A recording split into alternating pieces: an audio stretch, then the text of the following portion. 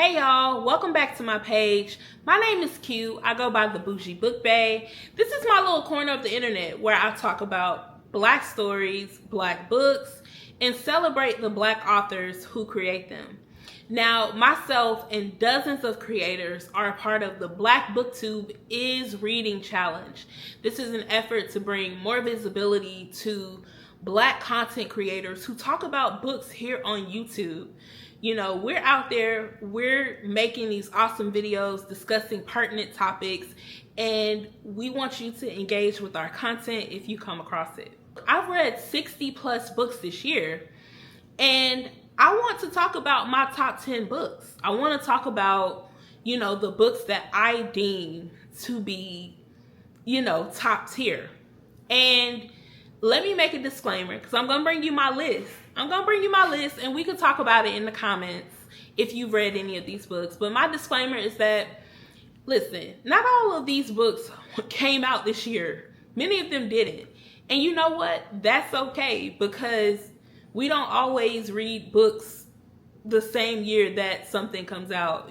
Something can be on somebody's TBR for years before they finally get to it. But this is my list. I'm going to go in order from number 10. And y'all, let me know what you think about them in the comments. All right. Look, I put a lot into this list. I was crafting this list over the weekend, going through all of the books that I read. I took this seriously. So keep that in mind, y'all. All right, so number 10 is a book that I've been talking about a lot recently, and that is Losing Sight by Tati Richardson. Now, you may or may not know, I am a Tati Richardson fan. I think what converted me was her Secret series. The Secret series is something special, and if you have not read that, definitely check it out, especially if you're a fan of Spice and Why Choose. Now, the book that I'm talking about, though, is called Losing Sight. Losing Sight is a book that connects like this magical realism element to this romance between these two Black characters. So you have our FMC, who is a legendary sports reporter, been in the game for a while, and she's starting to have some issues in her career. And then you have our MMC, who is this optometrist, and I'm not going to tell y'all how they end up getting linked. But he's an optometrist who is carrying around a significant amount of grief, just based on something traumatic that's happened to him in his life recently. And I thought it was a beautiful love story. And the fact that she brought in this magical realism element in these glasses was what took the cake for me. And honestly, as I'm thinking about it, this story might need to be higher on my list. But yeah, number 10 spot, we got Losing Sight by Tati Richardson. All right, number 9 on my list is Where the Wildflowers Grow. You may have heard me talk about this one recently as well. This book is by Tara Shelton Harris, and y'all, this was unlike anything that I've read. It's just so different. The book starts out with our FMC, Leandra. She finds herself in a circumstance that, many of us probably would not survive if we found ourselves in. And she has to use her wits. She has to use just everything that's been taught to her in order to survive, getting through the predicament she finds herself in at the beginning of the book. And from there she goes on this journey that she never saw coming. Baby, I never saw coming. This book is just written in a way where it's just so unpredictable, and it will have you I listened to it on Libby, and I feel like every other chapter, I was like, what? So, yes, I definitely recommend this. That is Where the Wildflowers Grow. That is number 9 on my list. All right. We moving up. Okay. Number 8 on my list is Body Count. Now, this book is by Netra Antoinette, or Netra Antoinette. I'm sorry if I'm pronouncing her name wrong. But it's a cover that I had seen for so long. And I never paid attention to the cover in the way that I should have until after I started listening to the story. This was another audiobook that I listened to. And y'all, it was so good. You know, you have our FMC, who is basically this chick that has encounters with men and then blogs about it. And then she comes into contact with, you know, this MMC who basically is like otherworldly to her.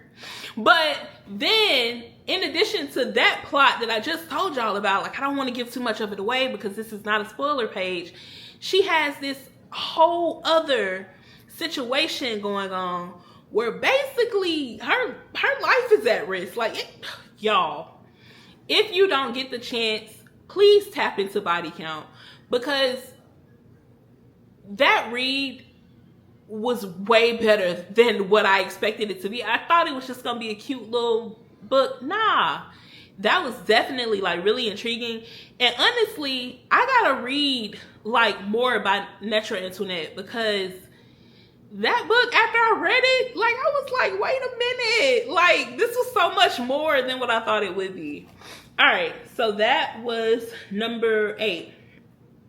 Okay, now number 7. This is probably a book that you may not have heard of, because this one is actually by an indie author, and her name is actually Frankie Majesty. Y'all, I listened to this book as an ARC earlier this year. The book had already been out, but the audio book was coming out. And, you know, this was such a great read. You know, you have this situation in which there's this ex-husband and ex-wife, and, you know, they divorced for whatever reason they did, but due to the ex-wife falling on hard times, her and the ex-husband end up back in close proximity together. There we go. Like, look, I'm trying to tell y'all these off the top of the head without spoiling the book. But they end up back in close proximity together. And there's just so much happening with this like coming together. Like, they have to confront what happened the first time around, like why things went wrong, but then also have to confront the fact that they still do really like each other. So if you are a fan of second chance romances, I would definitely recommend you check this one out. And it's also pretty spicy, so if you're a spicy girl or guy, definitely check out that read. Now, okay, so we are on number 7. Okay, number 6, If I Ruled the World by Amy DuBois Barnett. Now, I've talked about this recently, and I have not done a full review of it yet, but y'all, this book was phenomenal. It was a phenomenal read. This is not the kind of book that I normally read. Like, this is not like a romance. There are some like romance elements, but it's not a romance. So the book basically centers around this young woman in the 90s who is working in print. She's working in print media, specifically magazines. And she finds herself kind of making this decision by being with somebody that she should not have been with, had no business messing around with, and basically her doing that has put a stain on her and her career, like her livelihood. Now, despite her being, you know, really intelligent, you know, a hard worker, all these things, that follows her around. Now, then she gets put into this circumstance where she has to confront that past and kind of go like head to head with the person that has caused her pain in her career and in her personal life. Now, I feel like that was a lot, but I'm trying not to spoil the book, as I mentioned. I feel like this was so powerful because our FMC, Nikki Rose, has to confront so many things that were just difficult in her life. And especially like when you're working in a newsroom or like TV or just any medium, you know, one of the things that you're constantly confronted with is trying to make the best decision based on your audience and based on what you stand for and what your organization stands for and what you believe in. And she had to make some really tough decisions, and I just love the fact that she was such a leader. And it was such a great read, and it confronts so many different problems that still exist today, especially in the music industry. So if you have not read If I Ruled the World, I definitely recommend it. It was a top tier read for me. So in my number 5 spot, y'all, I have Ken by Tayari Jones. And honestly, let me tell y'all, that's one of the books that sticks with you. That is one that did come out this year. And the premise of it is that you have these two girls who grow up together. And they both are trauma bonded by, you know, a person that's missing in their lives. We'll just say it like that. And one girl goes on a journey that lands her at a beautiful institution, but you know, as she gets molded into like this like higher class society, there are some things that she's faced with in her life. And then the other girl takes the path that she really, you know, that may not have been the best path for her. And she faces a number of setbacks on that path. And honestly, for much of it, she was just chasing love. And, you know, the love from a specific person. And I'm not going to spoil it, but basically, you know, those two paths that these girls go down turn out completely different. And it is such a tumultuous journey honestly, both of them kind of, but it's such a journey that y'all, you're gonna have to read it. And yeah, that's all I'm gonna give y'all, because I want y'all to go and read the book and I don't want to spoil it. All right, so we are moving to number 4 on my list. Number 4, Big Girl Blitz by Danielle Allen. I will shout from the mountaintops how good that book was. That book was so great. I've already said it, maybe not on here, but definitely on TikTok. It's one of the best romances that I have read this year. Big Girl Blitz is the 3rd book in the Curve series. You know, first you had, I think it was like Curvy Girl Summer. Book number 2 was Plus Size Player, and then this is book 3. This is focused on Jasmine's story and just kind of, in addition to it being like this beautiful romance, there's also like a great deal of grief that she has to deal with and confront in this book, and just how she sees herself because of everything that she's been through. So in my honest opinion, this was the best book in the Curve series. And hands down, I stand on it. Like, I love me some Jazz and I love me some Lamar. Do yourself a favor and go ahead and read that book.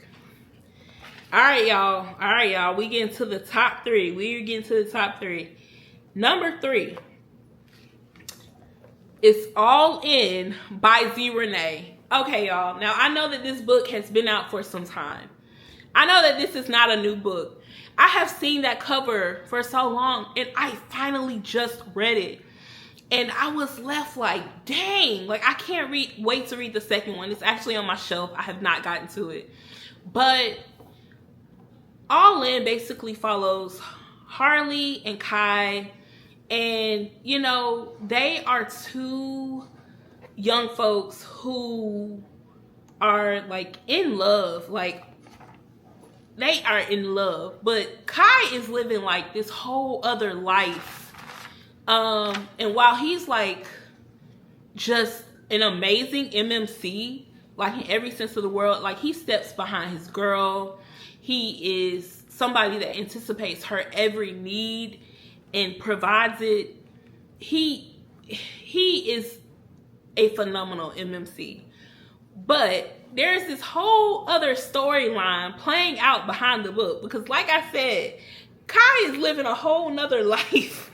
He's like, you know, a football star, but he's living a whole nother life. And I'm gonna let y'all read that. But my girl Harley is probably like one of my favorite FMCs. I loved her, like, despite like everything that she had going on, and you know, despite the fact that she's battling like a significant amount of grief in this book, it is such a great read. And baby, it is spicy. It is spicy. I saw y'all in Bora Bora or Bali. I can't remember which one it was, but y'all, I see you, Z Renee. Okay. We are making it to the top 2 books that I have read. Y'all, this is my list that I have read this year. Okay, so number 2 on my list is 19th Hole. Y'all, that was such a good book. Oh my goodness. So 19th Hole is by Evelyn Latrice. Y'all, I was screaming from the mountaintops. That was such a great read. And this was actually one that I read. Like, this was an ebook. And essentially you have Zaire and you have Meadow. Now, Zaire is like this golf player who is authentically Black. Like, ain't no doubt about it. He does not, you know, try to change who he is. He is stepping on that grass, whatever you call it in the golf world. I'm sorry, y'all. He is stepping on that grass exactly as he is. You know, he's a dude from the streets, and he shows up authentically as himself. He does not change who he is, despite the fact that people around him want him to change. Now, Meadow is this girl who is having to carry her family on her back. She's having to do so much just so that her family survives. And honestly, Meadow is just in over her head. It is a lot happening. And you know, when these two meet and they connect, it is a beautiful thing. It is a beautiful thing. Like, they both are people that give a lot of themselves to other people. So it was beautiful to have them both find somebody that can pour into, and not people that just take and take and take and so on and so forth. So do yourself a favor, because like I said, we don't spoil books over here, and read that book. That was a great read. If you don't read any book, please read that one. All right, number 1 on my list of books that I have read so far this year. Can I get a drum roll, please? It's gonna be Respectfully Kennedy by Antoinette Sherrill. Let me tell y'all something. Y'all gonna stop playing on Antoinette Sherrill's pen. Y'all gonna stop playing on her pen. I need y'all to take notice of what this woman is writing. Okay? Now, Respectfully Kennedy is one of the books related to the Art of Hood Love series. Like, it's not a part of the Art of Hood Love series, but it's kind of one of the spin-off books, if you will. You have to read the Art of Hood Love so that you can understand what is happening in Respectfully Kennedy. And essentially, you have two people who, I don't know what Relic and Kennedy are doing. I don't know if you can really call that a relationship. But you have two people who kind of started out as business partners. And both of them are good at playing mind games. Like, they are in this business partnership that ends up crossing the lines and basically is not platonic. But then they both are like scheming and scamming one another. It is crazy. And it's just like, as soon as you think you have one of them like pegged down and figured out. You don't. You really don't know what's gonna happen next in this book. Like, I can't figure out if Relic likes Kennedy for real or if he's just a master gamer. And I can't figure out if Kennedy is really falling in love with Relic or if there is a bigger plan. So Antoinette Sherrill wrote the hell out of that book, and she wrote the hell out of the other ones. And if she is not like one of the authors that like is on your list, that you've never read anything by her, if she's not on your TBR, you need to make some adjustments. I'm saying, because that book was a solid read. And she's one of the ones where if anything has her name on it, I will read it because I know it's gonna be good. All right, y'all, those are my top 10 books that I have read so far this year. We'll definitely come back at the end of the year and probably do a top 20. Now, honestly, my goal for the year is 120 books. So I've already read 60 plus. I have like about 60 more to go, or just under 60. I don't know. But what I will say is, like, I don't know what's going to be on this list in December, but I do promise to give you a top 20 list of the books that I have read this year, the best books that I have read. And we don't lie over here, y'all. We keep it a thou wow. Do they say that anymore? We keep it 100. We keep it 100 over here. Like, there is no cap in my rap. Look, auntie trying to get a little gut on her channel. But anyway, y'all, please let me know what you thought about my books that I recommend and that I thought were top tier reads.